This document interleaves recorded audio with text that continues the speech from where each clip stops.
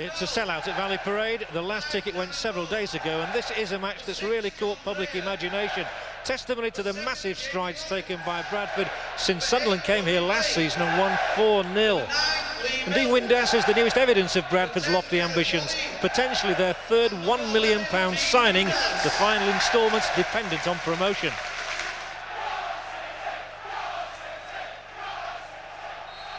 The match has been in doubt indeed. Mr. Butler has made 2 inspections during a day of torrential rain in Bradford.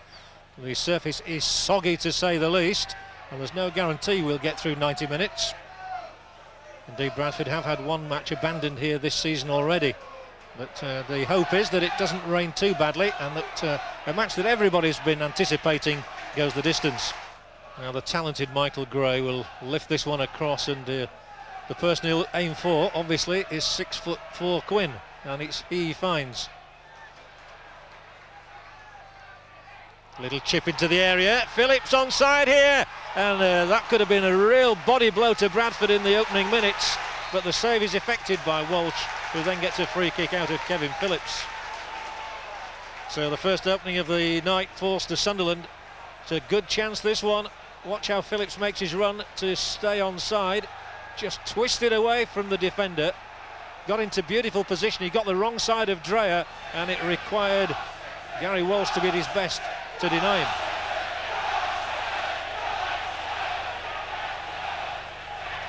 When Bradford hit a rocky patch at the start of the season, Peter Reid was the man Paul Jewell turned to for advice, and they're the best of buddies, the 2 managers.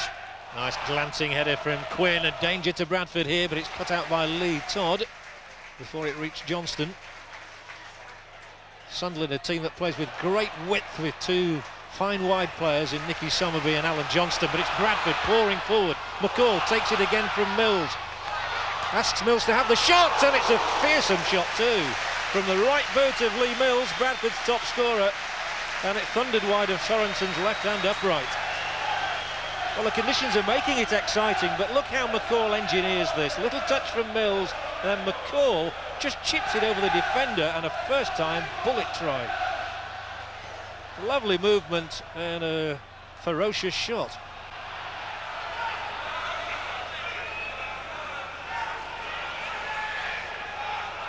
Lashed up onto the boot of Quinn, but when Phillips loses possession, it's Lawrence who's figuring prominently those early stages. Lovely goal in here, Windass shot, and gathered by Sorensen. There's excellent movement among the Bradford front players, with McCall tucking in there and just urging them forward. He's involved in all the good movement, is Stuart McCall, and that's a great ball into Windass, who would love to have marked his debut with a goal, denied by Sorensen. But he hits it well enough, as a man with 18 goals this season would. All of them, of course, scored for Oxford before tonight. He is so inspirational, the captain McCall, though, for Bradford. Peter Reid's team do like to shovel the ball across the line. There's a nice little header in field which has found Johnston. He plays the ball in there. A mistake made, and Quinn might capitalise. Well, the mistake was from Moore. Quinn couldn't take advantage because Todd got back to whip the ball off his toe end. But that's a warning to defenders who can't turn on here, and Darren Moore just stubbed his boot into the ground. It opened the door for Quinn, but back came Todd. Oh, that's a good ball too. Lawrence rolled in field. Mills can't get to that.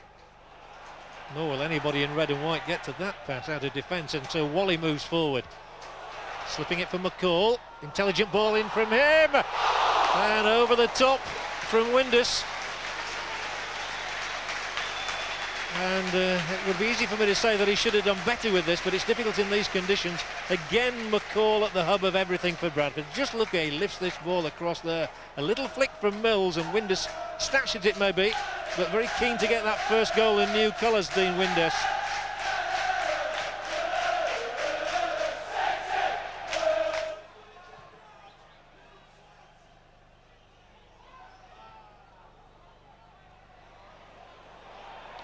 Ball got in there ahead of McCall.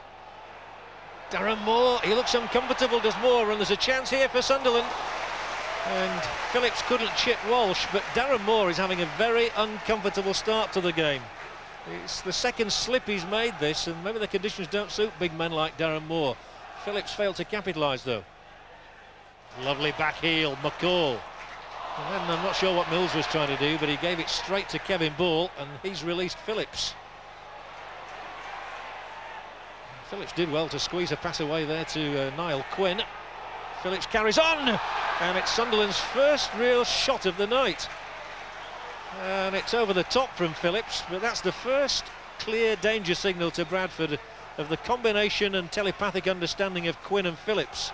Quinn just rolled it forward for the little fella, and he hoofed it high. That's why they get so many goals between them. Not on this occasion. To be lifted in for Quinn to go for. Right, ricochets handily into the path of Butler of Sunderland. Good looking cross in. Phillips with a straightforward header, and it was so straight it was directly at goalkeeper Walsh. Well, Butler had stayed out wide, and it was a lovely cross ball, a very inviting one, but the header wasn't good enough. Lawrence failed to win it, but it came to Todd, and it's lifted up there, and the goalkeeper wasn't sure for a minute, and he tries to turn him here. Windass, and it's a great stop by Sorensen. Blake is still in possession for Bradford. Still it's Robbie Blake. What can he achieve? Well, they're all around him now, and Jacobs can't squeeze a cross over. Oh, it really looked there as though Dean Windass was on for glory.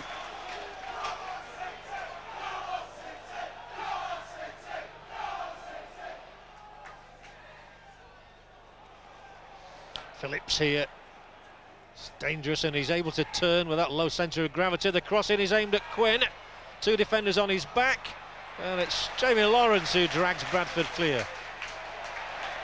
But then rather needlessly concedes possession, and there's a chance for Sunderland this time with the ball arrowed in, and Walsh has to fingertip it over. Sunderland's fans hopeful. They've seen so many away wins this season, 7 in all in the league. And Williams has popped that one across, and Walsh had to take the action. On Paul Jewell's left there, Craig Ramage just zipping up, one of the 3 Bradford substitutes tonight. The others are Andy O'Brien and Isaiah Rankin. And a Sunderland cross ball in, which poses a problem, and the header is clutched onto there by Gary Walsh. Well, they always look at the big man Quinn, but the little man Phillips gets in sometimes, and he does have a good spring on him, but reliable goalkeeper Walsh. Gary Walsh has kept 15 blank sheets this season, including 4 in the last 5 games.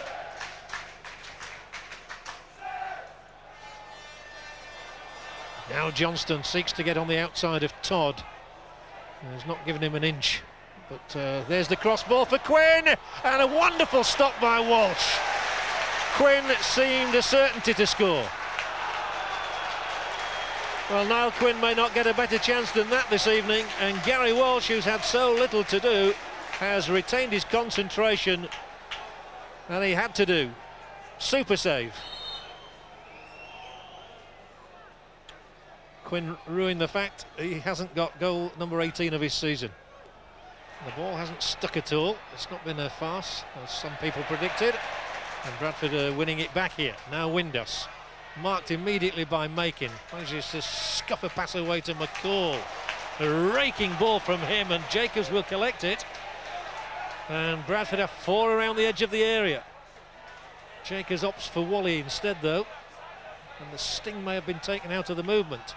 The Windass is fencing for position, hitting the shot, and it rises high.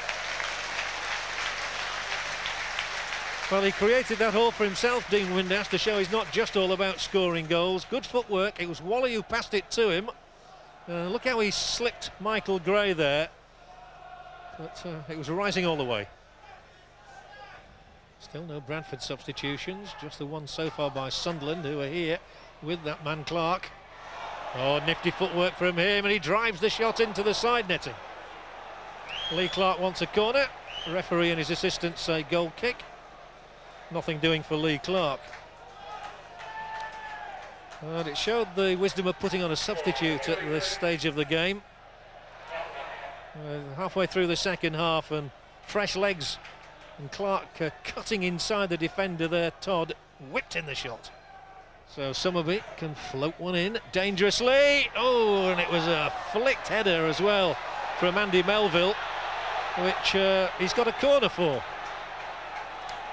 It's a lovely free kick from Summerby, beautifully weighted, beautifully curled, and Melville coming in just seemed to head it wide, but a corner is given. Can Sunderland profit from this?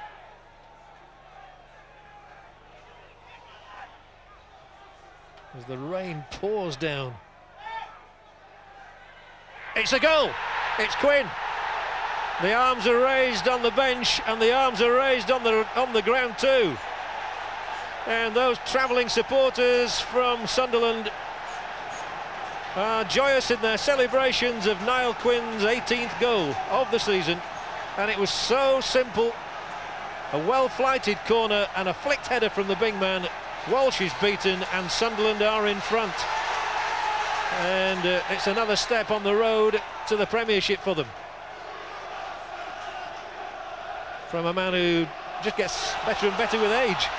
So the onus now really on Bradford to come if they're to get something from this match, and Todd is in possession for them. Here's his cross too, and that's super goalkeeping from Sorensen, but he's really hurt there. Caught in the shoulder by Mills as he followed through, and well, there was immediate urgency amongst the Sunderland defenders. Todd has floated this ball in. Mills has every right to go for the ball, and he can't stop himself careering into Sorensen. And one hopes this is not too bad an injury for the Danish goalkeeper. Oh, he really caught his head and neck. Well, this is a blow for Sunderland. Within 60 seconds of taking the lead, the goalkeeper may be too bad a casualty to continue. I think he's just concerned about his goalkeeper and whether he's going to be able to play on in this game or not. And if not, they've got to get somebody else in there, and that somebody will be Niall Quinn. That's the sensible thing to do. It looked to me as though Sorensen had been caught between shoulder and neck. So Quinn dons the goalkeeper's jersey, albeit the number 13. And a mistake by Todd there will encourage them further. They're swarming forward, and Dicchio is here. Phillips is in the middle. A second would kill it, and Phillips, oh, it was a touch away. Seemed he had to score. Summerby maybe. He's round the defence and winning the corner too. But how close there was Kevin Phillips to sealing the night for Sunderland. As Daniel Dicchio swept this ball across to him. Oh, it was a foot away maybe. Just couldn't get there.